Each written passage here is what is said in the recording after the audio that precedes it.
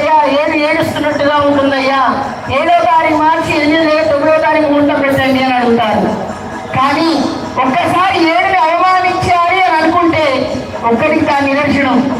7ని అవమానించాలి అని అనుకున్న వాళ్ళైతే ఆ 7 కొండల స్వామి వారు 7 కొండల మీద ఉండేవారు కానే కాదు. అటువంటిది